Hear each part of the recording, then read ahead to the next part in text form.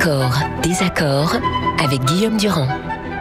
Luc, tout à l'heure, Florian Philippot disait il y aura une loi si on arrive au pouvoir. Nicolas Sarkozy dit il y aura une loi. Pourtant, le Conseil d'État, il dit pas de loi. Enfin, il dit pas de loi. Il ne fait que commenter une décision. Mais est-ce que vous pensez qu'on peut en rester là ? On ne peut pas en rester là, mais je ne crois pas à une loi. Je pense qu'elle sera non constitutionnelle. Oui, c'est ça. Maintenant, je peux me tromper, mais j'ai consulté pas mal de très grands juristes pendant le week-end, pour ne pas dire trop de bêtises ce matin, et quasiment tous me disent qu'aucune loi ne passera la rampe du Conseil constitutionnel si elle interdit le burkini. Pourquoi ? Peut-être pour ceux qui nous écoutent et qui seraient choqués par ce que je dis, pour qu'ils comprennent. Je déteste absolument cette provocation qu'est le burkini. Je pense que ça pose un problème énorme, qui est le problème de savoir si c'est l'islam qui doit s'adapter à la République ou la République à l'islam. Et donc je pense que évidemment c'est l'islam qui doit s'adapter à la République, et que cet accoutrement à la fois ridicule et provocateur est une insulte faite aux femmes libres, et qu'en plus c'est une provocation, c'est un crash test, si je puis dire. C'est un test que les islamistes essayent de faire passer à la République. Donc je trouve ça détestable. Je ne sais pas ce qu'il vous a dit, parce que j'étais pas avec vous, mais vous allez me dire. Non, mais bien sûr, il m'a dit, mais vous organisez bien des plages pour les nudistes. Voilà, c'est l'argumentation, parce que tout le monde nous parle de ça. Oui, mais enfin bon, toutes ces absurdités, laissons-les de côté. Il y a aussi les gens qui disent, mais alors on va interdire aussi les combinaisons de plongée. Ça n'a rien à voir. C'est évidemment une provocation. D'ailleurs, ce qui le montre parfaitement que c'est une provocation, il y a 3 ans, on parlait pas de burkini. Donc c'est pas dans l'islam. Vous pouvez lire le Coran, il n'est pas question de burkini dedans. Bon, donc c'est bien une invention, encore une fois, des fanatiques, des islamistes, pour provoquer la République et pour voir jusqu'où on peut aller trop loin. Mais alors cela étant dit, il ne peut pas y avoir de loi au regard du Conseil constitutionnel. Exactement. Moi, je dis à Nicolas Sarkozy et à ceux qui veulent faire une loi, faites très attention, parce que commencer un quinquennat avec une loi qui est retoquée par le Conseil constitutionnel, parce que atteinte aux libertés, parce que discrimination, ça, c'est pas une bonne opération, parce qu'on va se ridiculiser à la face du monde entier si cette loi est retoquée. Et donc, regardez-y à 2 fois avant de vous lancer dans cette opération. Non, je pense que ce qu'il faut faire, c'est ce que Jean-Pierre Chevènement est en train d'essayer de faire. Alors, est-ce qu'il réussira ou pas ? C'est très difficile. C'est ce que Manuel Valls propose. Je pense qu'il a été très ferme sur le sujet, mais qu'il a compris qu'une loi n'était probablement pas possible. En tout cas, que c'était très risqué. Il faut absolument organiser un grand débat, une charte de la laïcité avec l'islam de France. D'abord, il faut constituer une représentation de cet islam de France. Justement, c'est ce qu'il faut faire. On y est arrivé pour les juifs, on y est arrivé pour les chrétiens. Pourquoi on n'y arriverait pas avec l'islam ? C'est le projet de Jean-Pierre Chevènement. On va y arriver. Il faut y arriver. Je comprends pas avec un problème. Pardonnez-moi, non, mais juste un point, Guillaume. Il faut que ça touche à la fois la question du recrutement, de la formation des imams, leur prêche en français, les prières de rue, le voile à lune. Mais évidemment. Mais il s'en mêle comme il s'est mêlé d'organiser, à partir de Napoléon, il s'est mêlé d'organiser les autres religions. Alors l'islam n'y était pas, mais il vient après, mais il faut organiser un islam de France.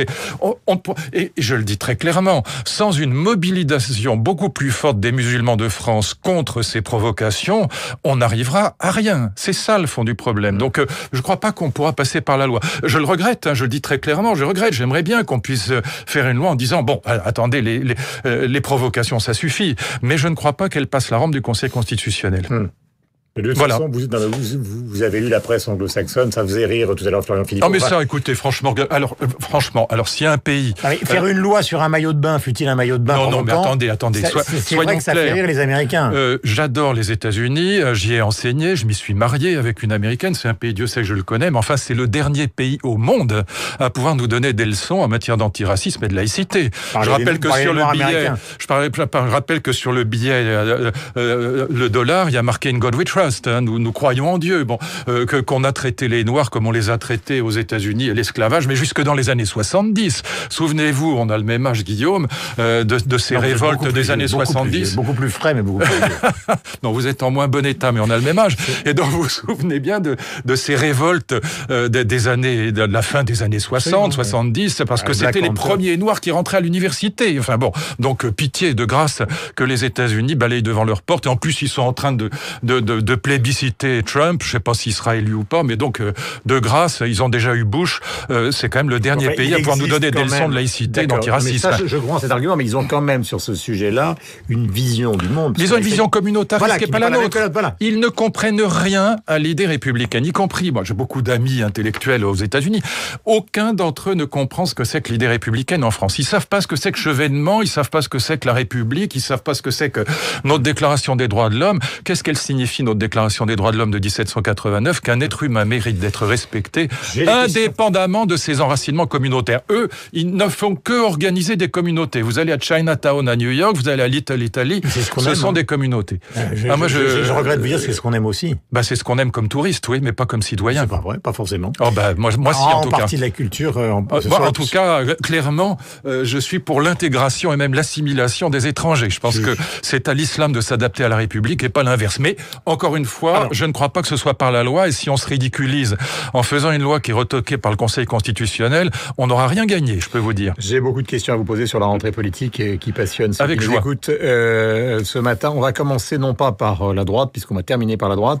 Oui. Tout à l'heure, Gérard Collomb, le maire de Lyon, laissait entendre que finalement une candidature de François Hollande était, de son point de vue, alors il ne l'a pas dit clairement, mais il l'a suggéré, malvenue. Est-ce que vous considérez que Hollande candidat, c'est une absurdité pour la vie politique française ?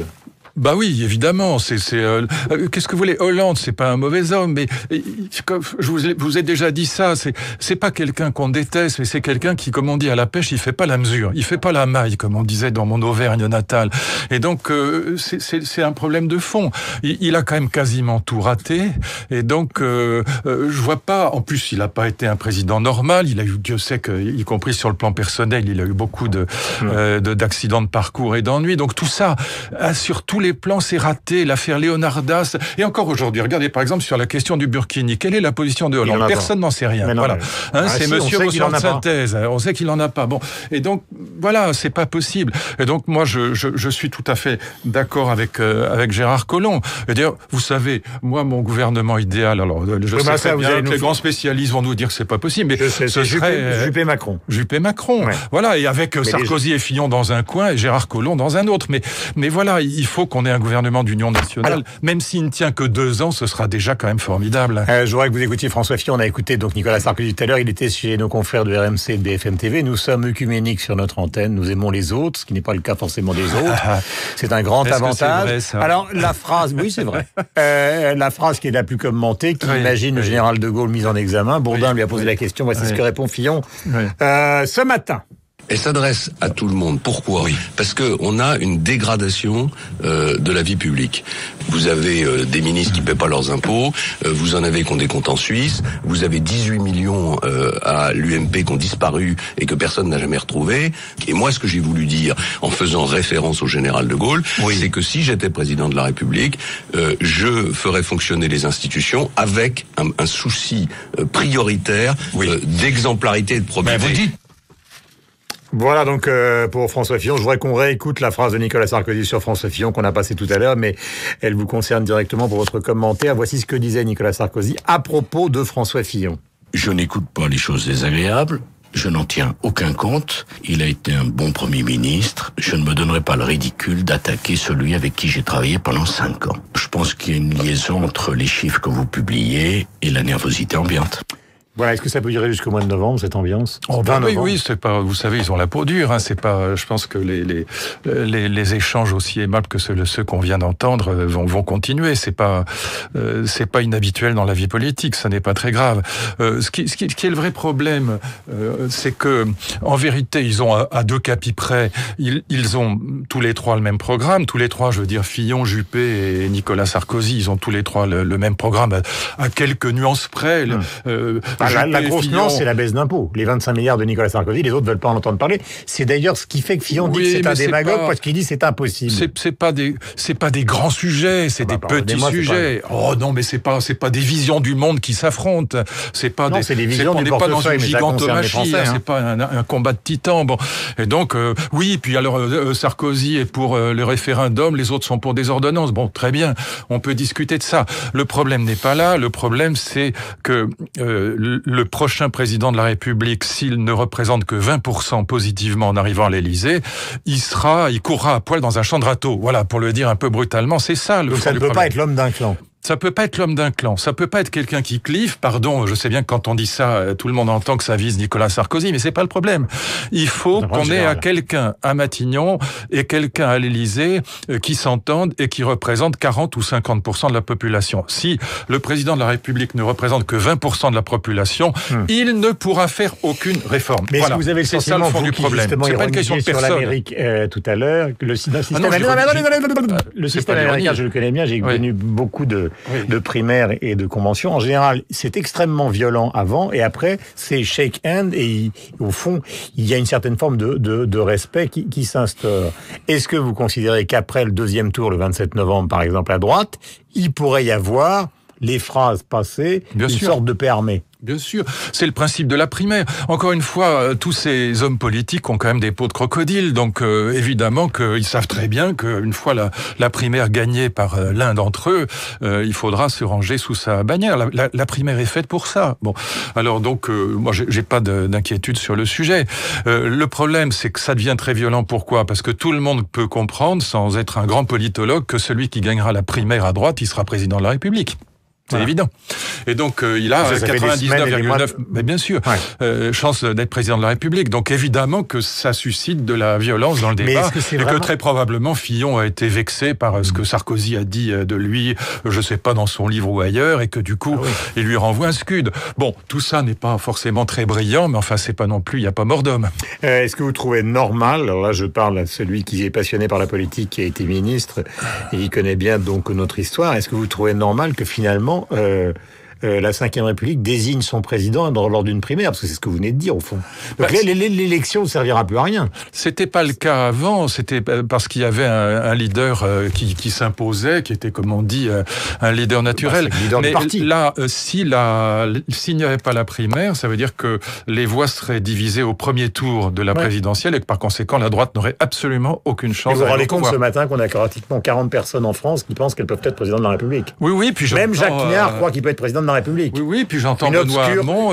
Moi, j'ai un chat ravissant qui s'appelle Protéine. Je me demande pourquoi il se présente pas non plus. C'est vrai que c'est dommage. Il y aurait ses chances. Il est très intelligent. Donc, si vous voulez, c'est le paradoxe. Le paradoxe de cette primaire, c'est qu'à la fois, ça nettoie le premier tour, mais en même temps, ça devient un exercice de narcissisme qui risque de brouiller les cartes, finalement. Oui, c'est ma bouille dans la presse et mon nombril est allé dans la télévision. Oui, ça, c'est absolument grotesque. Donc, on voit des gens qui se présentent et qui n'ont absolument, mais aucune chance de dépasser les 1%. Bon, voilà, ça les amuse, ça leur permet d'avoir en effet de montrer leur bouille à la télévision.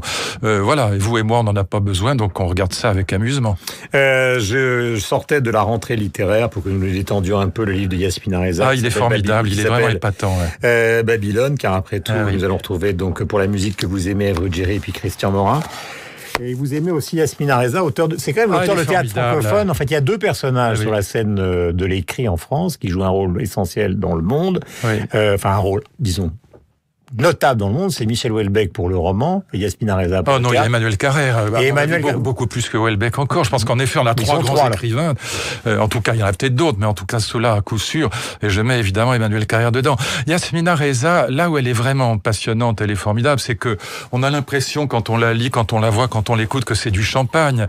Évidemment, parce qu'elle est brillantissime, elle est extrêmement drôle, elle est cultivée, elle a un style magnifique et pétillant. Bon, mais c'est très profond. De fête de copains qui dégénère totalement. Mais c'est très profond parce qu'il y a chez elle un sentiment de l'irréversibilité du temps qui passe, un sentiment de la mort qui est extrêmement profond. Parce que qu'est-ce que c'est que la mort ? La mort, c'est pas simplement la fin de la vie.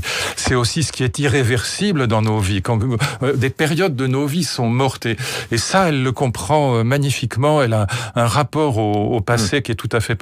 En fait, c'est quelqu'un de très profond sous l'apparence du pétillant et du champagne. Et donc, non, c'est un très grand écrivain. écrivain. Je pense que d'ailleurs elle est reconnue comme telle. Bon, elle est dans cette espèce. Et en même temps, elle est très drôle, quoi. Dans cette espèce de Fédo sur fond de Finkielkraut, il y a une critique du devoir de mémoire, du travail de deuil, en disant que d'ailleurs c'est parfaitement contradictoire, qui est absolument magnifique. Il y a des thèmes très profonds et c'est vrai que voilà, c'est pas du tout un auteur de boulevard, même si elle est extrêmement drôle.